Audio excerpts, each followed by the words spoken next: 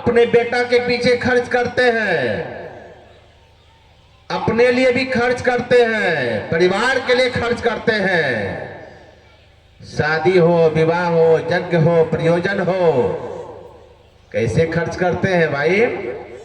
देखिएगा कितना कीमती कीमती कपड़ा खरीदते हैं। अपने लिए तो कपड़ा खरीदेंगे कैसे? 2000, 4000, 5000 का। हाँ, जब बाबा जी को देने का समय आया तो 200 रुपया का धोती आगे कर देते हैं। मैंने देखा है, सत्संग हो रहा है, बेटा पोता के लिए 5000 का कपड़ा, अब बाबा जी को देने का समय हुआ था, अरे 200 रुपया में भी काम चल जाएगा। जो कपड़ा ऐसा ऐसा धोती आता है हम लोगों के पास में, तो लगेगा कि सब धागा धागा भी कभी कभी अलग करके गिनती कर सकते हैं। इससे अच्छा न करें, थोड़ा ही करें, समुचित अच्छा चीज दान करें। क्यों? जैसा दान करेंगे वैसा मिलेगा, वैसा मिलेगा।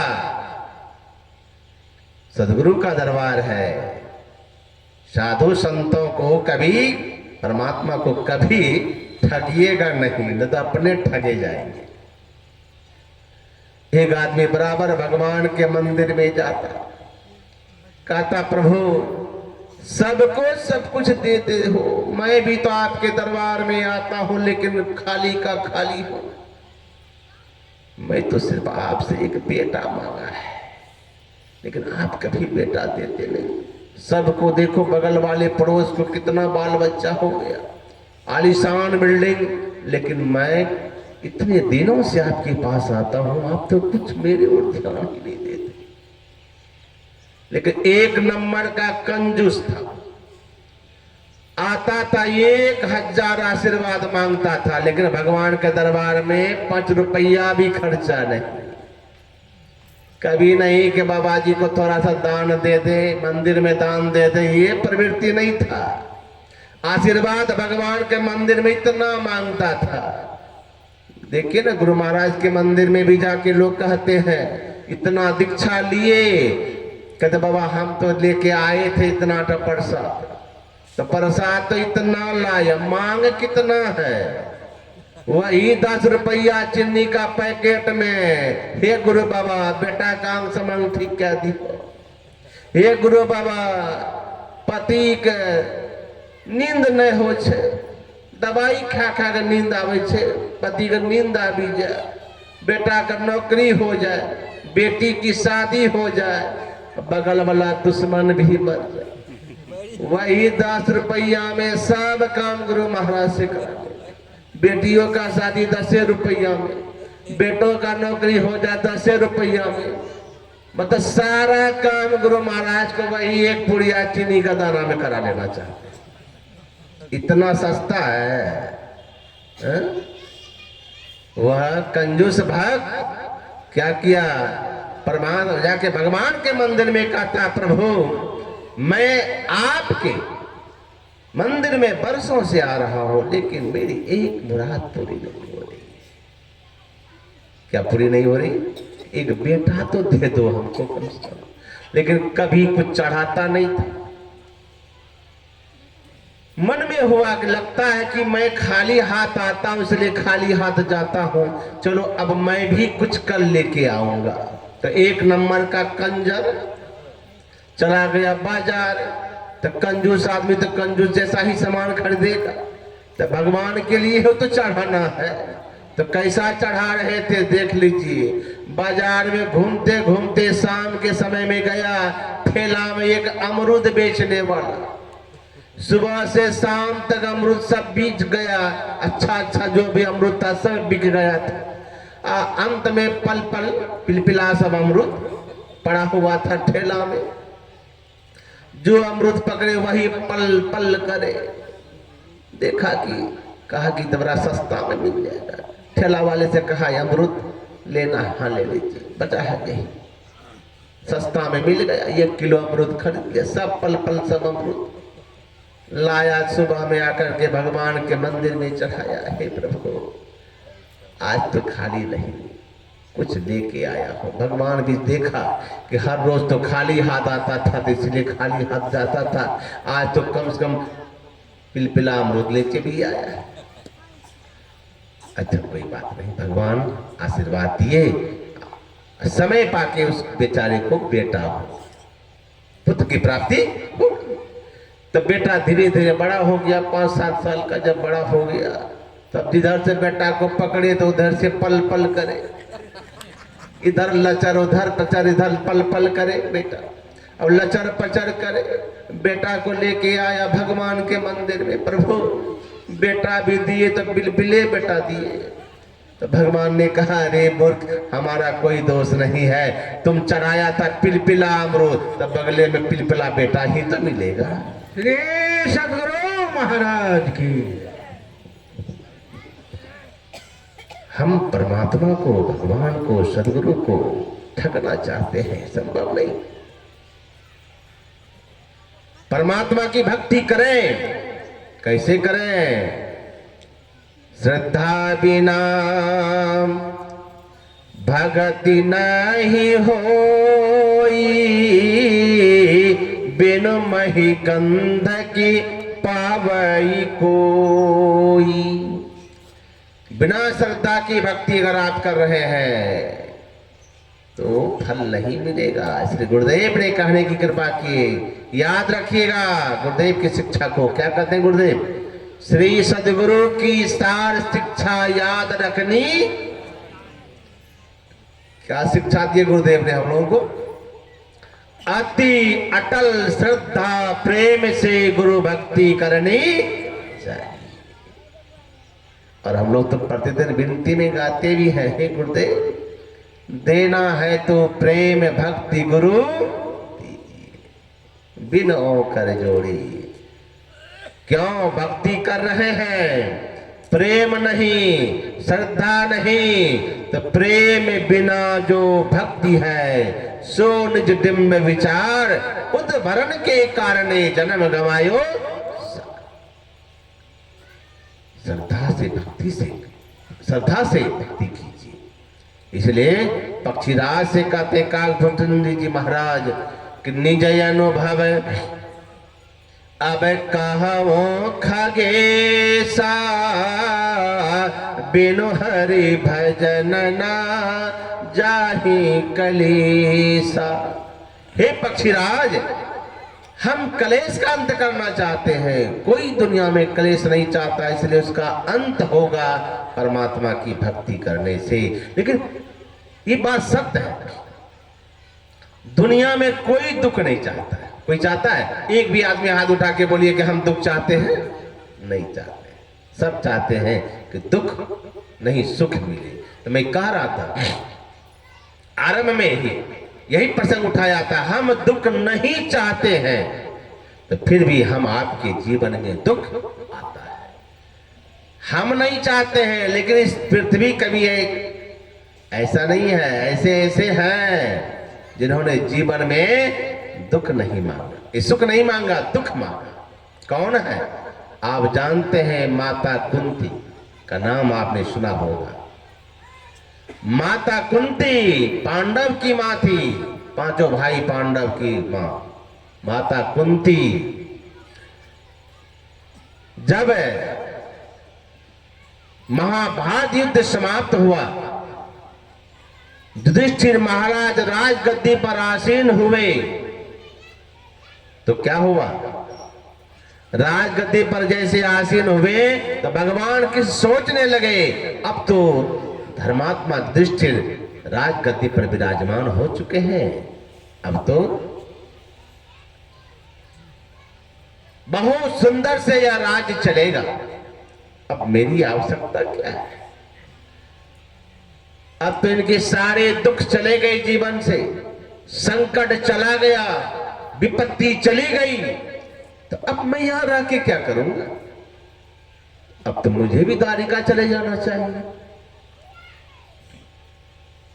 भगवान किसने कहा, देखो युधिष्ठिर, अब तो तुम्हारा संकट टल गया।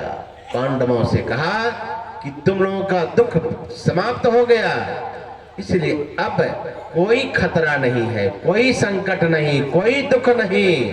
अब मैं यहां से द्वारिका प्रस्थान करूंगा। यह बात सुनकर के पांडव लोग बहुत उदास हो गए, लेकिन कर भी क्या सकते थे। अब जब कोई काम नहीं भगवान का, तो भगवान ही कह रहे कि मैं यहां रह के क्या करूंगा, मैं तो द्वारिका जा रहा हूं। हम लोग रोके तो रोके किस बहाने, रोक भी नहीं सकते हैं। भगवान रथ पर सवार हो गए जब द्वारिका जाने के लिए, और द्वारिका जाने के जब रथ पर बैठे, अब रथ बढ़ने ही वाला है द्वारिका की ओर, आगे रथ निकलने ही वाला है कि माता कुंती दौड़ करके आती है और रथ के सामने खड़े हो जाती है और फूट फूट के रोने लगी। बहुत रोई माता कुंती, बहुत रोई। भगवान कृष्ण ने देखा कि आज तक मैं बुआ कुंती को ऐसा रोते हुए कभी नहीं देखा। इतना रो रही है, इतना रो रही है, क्या बात हो गया अचानक इसको। भगवान किस रथ पर से नीचे उतरते हैं और जाके कुंती बुआ के सामने हाथ जोड़ के कहते हैं, बुआ आज तक तुमको मैंने ऐसा रोते हुए कभी नहीं देखा। बड़े बड़े संकट आए, बड़ा बड़ा दुख आया तुम्हारे जीवन में, लेकिन तुमने कभी ऐसा रोया नहीं। आज जब सारा संकट टल गया, सारा दुख चला गया, तब आज तुम्हारा बेटा राज सिंहासन पर आसीन हो गया है। अब निष्कंटक राज करेंगे वो लोग, कोई कहीं किसी तरह का कोई संकट नहीं है उनके सिर पर। तो आज तो रोना नहीं चाहिए, आज तो हंस करके हमें विदा कर देना चाहिए तुमको। आज रो रही हो, क्यों रो रही हो बुआ? भगवान किस समझाने वाले, जो जो समझा रहे, और माता कुंती फूट फूट के रोने लगी। अंत में भगवान कृष्ण कहते हैं, बुआ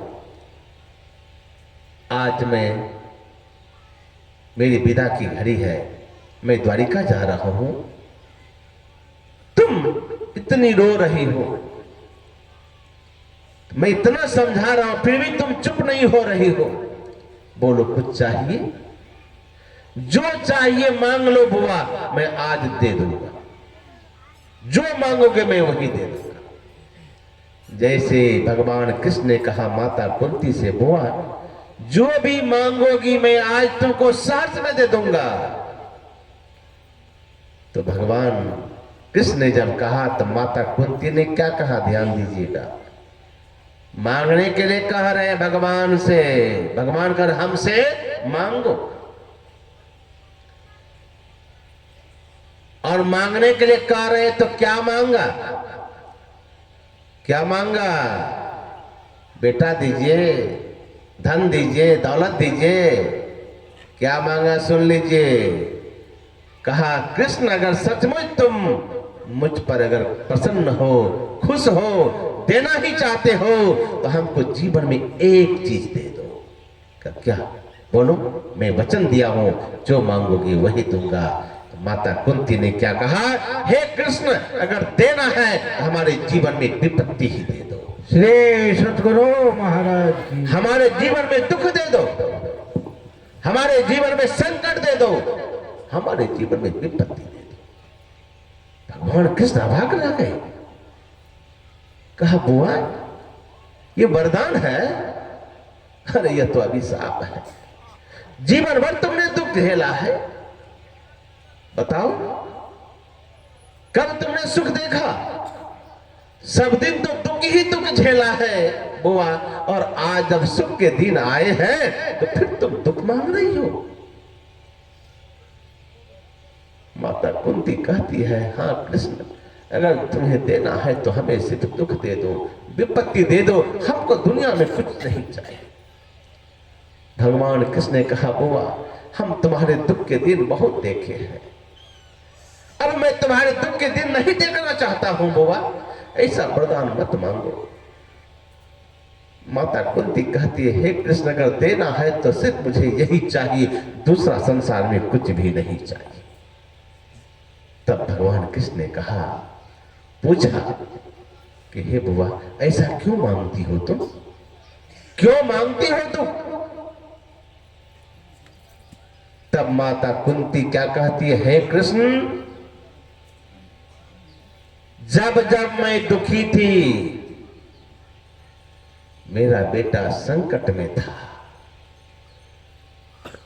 भयंकर विपत्तियां आती थी, तो तुम मेरे बेटे की कैसे कैसे रक्षा किए हो कृष्ण, वो तो मैं जानती हूं, मेरा पुत्र ही जानता है। एक बार दुर्वासा ऋषि पहुंच गए थे वनवास काल में, हजारों महात्माओं के साथ। किसने भेजा था? दुर्योधन ने कपट से भेजा था कि जाइए, हमारे भाई की बहुत धर्मात्मा है, साधु संतों का बहुत सम्मान करते हैं, और जाइए वो उनके यहां भी, मेरे यहां तो आतिथ्य सत्कार आप स्वीकार कर लिए, कम कम मेरे भाई वनवास काल में है, उनका भी आतिथ्य सत्कार कर लीजिए। दुर्वासा ऋषि चले गए युधिष्ठिर महाराज के पास, और उस समय में पहुंचे, उसके यहां जब भंडारा चल रहा था तो उसके यहां एक बर्तन था, और वह अक्षय पात्र था जो सूर्य ने दिया था। वह अक्षय पात्र में इतनी शक्ति थी कि उसमें यह वरदान था कि जब तक उस अक्षय पात्र से भोजन निकाल के द्रौपदी नहीं खा लेगी, तब तक कितना ही लोग भोजन करे, कभी भोजन घटता नहीं था। वह अक्षय पात्र था उनके पास में, और वह अक्षय पात्र में यह वरदान था कि द्रौपदी अगर भोजन कर ली तो एक भी व्यक्ति भोजन के लिए सामग्री नहीं मिलेगी उसमें। और सभी लोग भोजन कर लिए थे, यज्ञ हो रहा था, भंडारा हुआ था वहां पर। अब सब कोई भोजन जब कर लिए तो महारानी द्रौपदी सोचने लगी, सब तो भोजन कर लिए, अब बचा खुचा जो है मैं भी खा लेती हूँ। और द्रौपदी महारानी निकाल के भोजन कर ली। जैसे भोजन की तैसे ही दुर्वासा ऋषि हजारों महात्मा को लेके पहुंच गए। युधिष्ठिर तुम्हारे यहाँ भोजन करने की इच्छा है, कैसे कहते भोजन नहीं कराएंगे? युधिष्ठिर महाराज ने कहा, बिल्कुल, अब जितने भी साधु संत आए हैं सबका भोजन की व्यवस्था मैं करता हूं। कहा तुम भोजन की व्यवस्था करो, तब तक हम सभी साधु संत स्नान करके आते हैं। दूर से आया हूं, स्नान करके आता हूं, संध्या वंदन करूंगा, फिर आके भोजन ग्रहण करूंगा। उधर दुर्वासा ऋषि चले गए, हजारों महात्मा लोग को लेकर नदी में स्नान करने, संध्या वंदन करेंगे, जाके युधिष्ठिर के यहाँ भोजन ग्रहण करेंगे। इधर युधिष्ठिर महाराज आए, कहा देखो दुर्वासा मुनि आए, हजारों महात्मा के साथ में भोजन कराना है। द्रौपदी तो अवाक हो गई, कहा अब तो भोजन नहीं होगा। क्यों? मैं तो खा चुकी। अब दुर्वासा के कोप से कैसे बचा जाएगा? उधर स्नान कर रहे हैं, आएंगे भोजन होगा, यहाँ पात्र में एक भी मुट्ठी अनाज नहीं है, भंडारा है नहीं, क्या खिलाया जाएगा? अब द्रौपदी महारानी तो कहते, हे कृष्ण, इस मझधार की नैया को तुम्हारे अलावा कौन पार लगा सकता है? आज मेरी नाव मझधार में डूबने वाली है, ये तपस्वी है, भोजन का निमंत्रण दे चुके हैं, और लोग नहा करके आएंगे, मेरे पास भोजन की कोई सामग्री नहीं है, नहा करके आएंगे, कहां से क्या खिलाऊंगी? अब द्रौपदी महारानी अंदर में पुकारने लगी। अचानक भगवान कृष्ण वहां पहुंच जाते हैं और दौड़े दौड़े जाते हैं। कहा, अरे द्रौपदी कहाँ हो? क्या देखा भगवान किसको आते हुए, सबको थोड़ा हिम्मत तो हुआ, लेकिन ये भी ऐसे नटखट जैसे आए, कहते द्रौपदी बहुत दूर से आ रहा हूं, बहुत दूर से आ रहा हूं, बड़ी जोर की भूख लगी है, कुछ है तो भोजन कराओ। अब तो एक तो अपने वहां महर्षि दुर्वासा ऋषि गए हैं, इधर से ये भी आए तो ये रक्षा क्या करेंगे, और ये भी भोजन मांग रहे। द्रौपदी कहती है, हे केशव, क्यों लज्जित कर रहे हो? पात्र में कुछ भी नहीं है। और दुर्वासा ऋषि हजारों महात्मा को लेके गए हैं, स्नान करके आएंगे, इसलिए तो मैं तुझको पुकारी। भगवान किसका था? ऐसा तो हो नहीं सकता कि पात्र बिल्कुल कुछ नहीं होगा, हमको दिखलाओ तो। कहा मैं देख चुकी हूं, कुछ भी नहीं है। कहा मैं देखना चाहता हूं। वह पात्र लाके भगवान किसके सामने दिए। भगवान किस खोजते खोजते खोजते उस पात्र में छोटा सा एक कण, चावल का कण कहीं सटा हुआ था। वही कण को उठाते हैं भगवान, किसका कहते कुछ नहीं है। देखो तो एक कण तो अभी भी इसमें चिपका हुआ, ये तो मेरे लिए बहुत है। वही एक कण भगवान किस उठाते हैं और मुंह में डालते हैं और कहते हैं कि सारा संसार इसी से तृप्त हो जाए। बोले श्री सतगुरु महाराज। सारा संसार इसी से तृप्त हो जाए। भगवान खाए और क्या रहे, सारा संसार तृप्त हो जाए। और जो दुर्वासा हजारों महात्मा के साथ नदी में स्नान कर रहे थे, सबको डकार पर डकार होने लगा। अब तो जगह नहीं, स्नान करके निकला। कहा अरे पेट भरा हुआ कैसे लगता है? कहा कि महात्मा युधिष्ठिर तो भंडारा बना के रखे होंगे, यहाँ जगह नहीं है, डकार पर डकार आ रहा। कहा जल्दी भागो, जल्दी भागो, कहीं आगे ले जाने के लिए। खाओगे कहां से? भागा दुर्वासा ऋषि वहां से। भगवान कृष्ण कहते हैं कहाँ है, बुलाइए आपके महात्मा लोग खाने के लिए। युधिष्ठिर महाराज आगे बढ़ते हैं, देखते सब भाग रहे हैं। युधिष्ठिर महाराज के अरे सब तो भोजन के लिए आना चाहिए, सब भाग रहे हैं। तो भगवान कृष्ण कहते हैं अच्छा भागने दीजिए, संकट बला सब कुछ टल गया। श्री सद्गुरु महाराज की जय। सब टल गया। देखिए